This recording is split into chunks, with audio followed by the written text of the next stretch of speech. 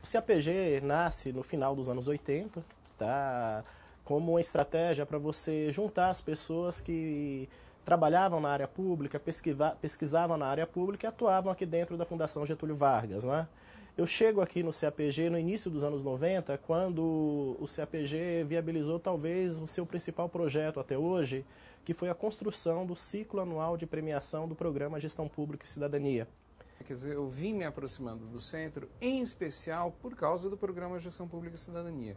Em especial participando, né, dos ciclos de premiação, né, então sempre, né, eu comecei a participar de uma maneira mais ativa dos vários ciclos de premiação, em especial a partir, né, de 1999, eu fui participando com uma boa frequência, e a partir, né, efetivamente a partir de 2005, a minha atividade com o centro se torna mais próxima, né, quer dizer, a partir de uma série de pesquisas que nós começamos a fazer, ora, né, quer dizer, em especial com o professor Peter Spink, né, em especial, que pesquisas são essas? Normalmente aquelas pesquisas que envolvem o lado sociedade civil dentro da esfera pública, né, na construção de novos espaços públicos, na construção, quer dizer, na constituição de políticas públicas. Eu acho que institucionalmente a gente teve um momento muito próspero para esse contato com os governos, que foi de 96 a 2005, enquanto a gente tinha o prêmio Gestão Pública e Cidadania.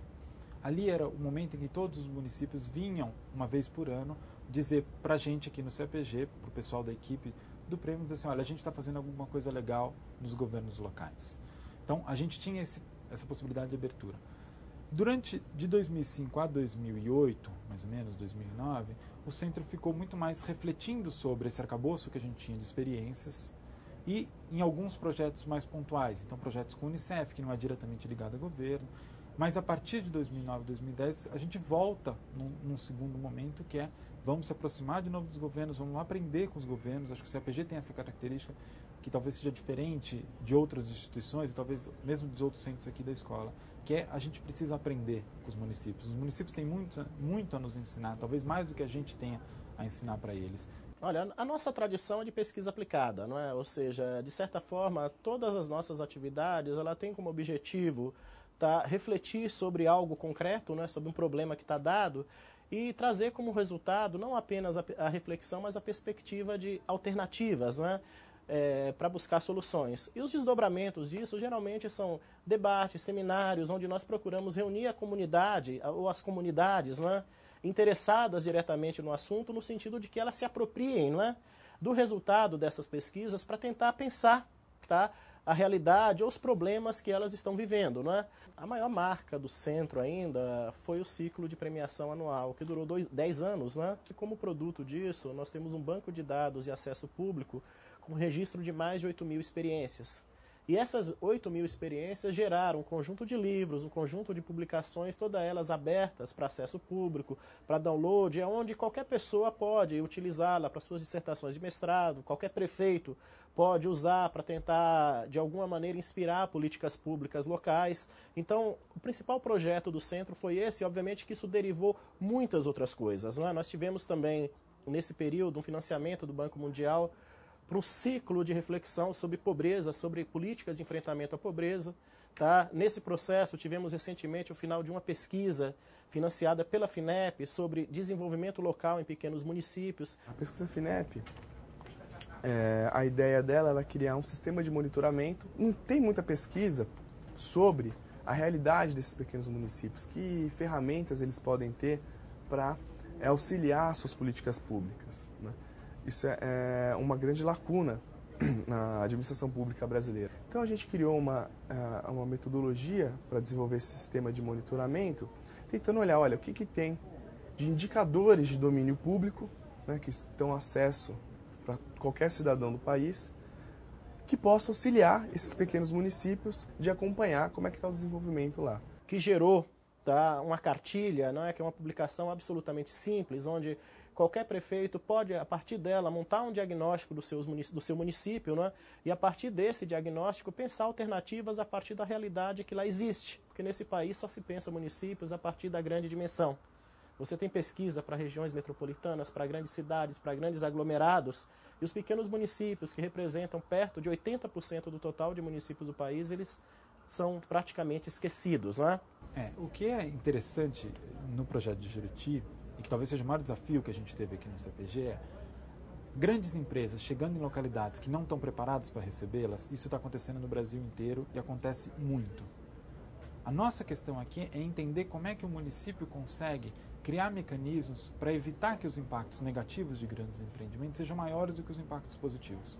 Então, foi um momento muito importante para o CAPG, para a gente olhar que as empresas vão chegar e como é que as prefeituras podem não só se defender, mas como é que as prefeituras são capazes de olhar e falar assim, como é que a gente explora essa oportunidade de forma positiva, não para a empresa, mas para os cidadãos em geral.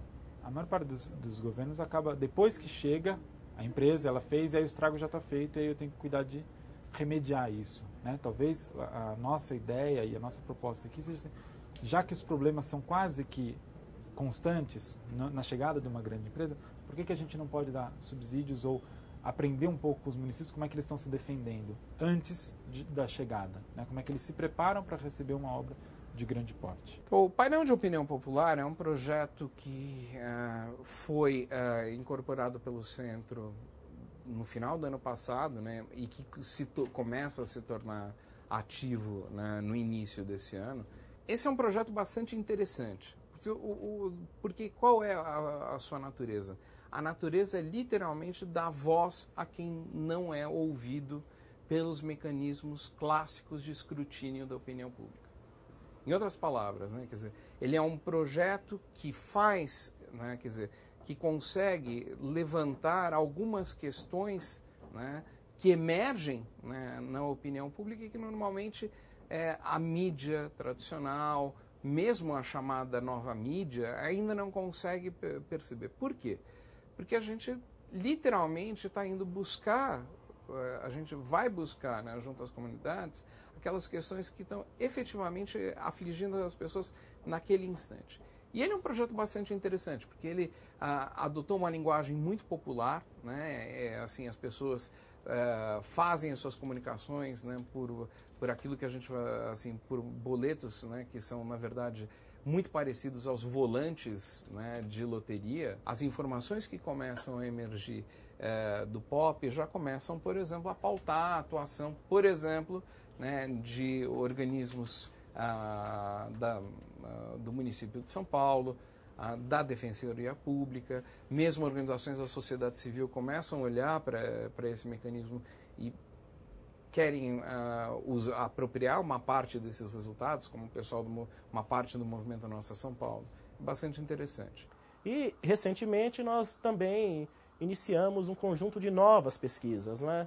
Temos duas que tratam da questão do controle da administração pública, uma para a Controladoria Geral da União, que tem o objetivo de analisar como que as auditorias da Controladoria Geral da União, ou seja, da CGU, pode contribuir para a melhoria dos procedimentos dentro dos ministérios, e a outra do Ministério da Justiça, que visa compreender a articulação das instituições responsáveis pelo controle da administração pública. Não é que nem no caso seria o Ministério Público, Poder Judiciário, Tribunais de Contas, a própria CGU e a AGU.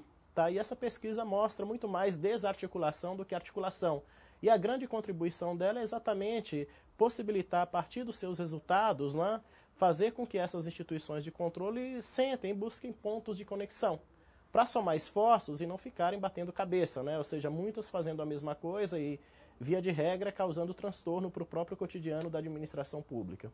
Se existe alguma coisa que as pessoas que gravitam em torno desse centro ou que atuam dentro desse centro têm em comum, é exatamente essa preocupação de como é que, né, como é que você consegue construir, né, essas pontes entre a sociedade, entre o Estado, e como é que, de alguma maneira, né, as coisas vão evoluindo. Isso é uma coisa que é bastante interessante e é isso que me faz estar aqui. A impressão que eu tenho aqui no CAPG é que tem um ambiente de cooperação muito grande. Então, a gente sabe momentos em que os alunos estão um pouco mais apertados, ou porque é época de qualificação, ou porque é época de defesa, então a gente tenta, quem não está passando por esse momento, tenta ajudar. Os professores em si, em geral, também fazem, dão a sua contribuição em momentos que tem, às vezes eles também estão mais apertados, eles pedem mais ajuda, Mas a relação é sempre muito boa, uma relação sempre de colaboração, de cooperação entre todo mundo.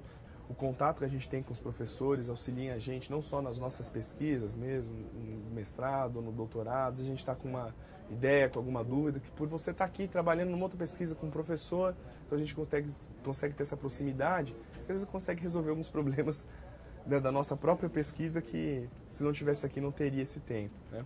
Fora isso, trabalhar aqui no centro me propicia contato com a realidade da administração pública brasileira, me propicia casos e materiais para desenvolver artigos acadêmicos, além de ser um espaço gostoso que a gente vem, conversa, discute e pode gerar conhecimento.